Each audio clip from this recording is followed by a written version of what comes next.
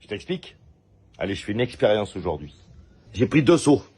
Seau numéro 1, seau numéro 2. J'ai mis 10 litres d'eau de chaque côté. J'ai acheté un produit, un chlore multifonction, dans un supermarché. Parce que je veux savoir notre chlore professionnel multifonction et un chlore multifonction d'un supermarché. 9,99 le 1 kg multi-action au supermarché. Et moi, mon chlore multifonction professionnel qui est à 13,90 €. Donc l'expérience que je veux faire, c'est je vais mettre un galet de chlore là et celui-là là. On va le laisser se dissoudre.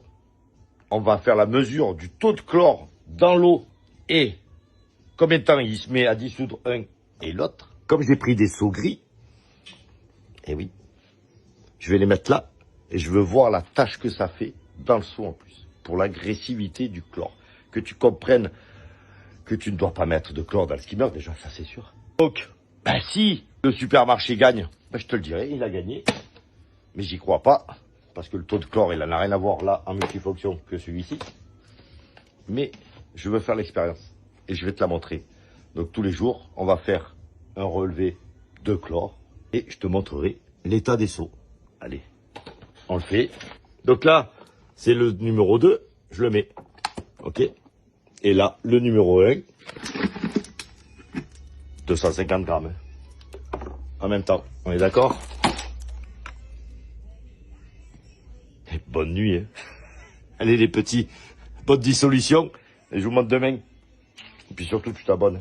Ciao. Deuxième jour, je crois que je vais même pas faire 3-4 jours parce que l'essai, déjà, il est concluant de suite. Hein. Alors regarde bien. Hein. Là, chlore supermarché. Chlore, tu vois, je l'ai mis. Hein. Regarde, comme ton eau, elle est trouble là. Et regarde là, comme elle est claire. Alors, je viens de faire les analyses. Conclusion, déjà, pour le multifonction supermarché, on est à 23 ppm de chlore. On a un chlore combiné qui est à 0. Il nous a fait péter le pH à 8 et 0 d'alcalinité. Et on a le stabilisant de chlore à 20. Bon, déjà, alors là, l'alcalinité, comme il n'y en a pas, le pH, t'as vu, il est monté à 8. Ton eau, elle est super trouble. Et lui, on a un chlore à 2,88, 5,64 en total, 2,75 en combiné.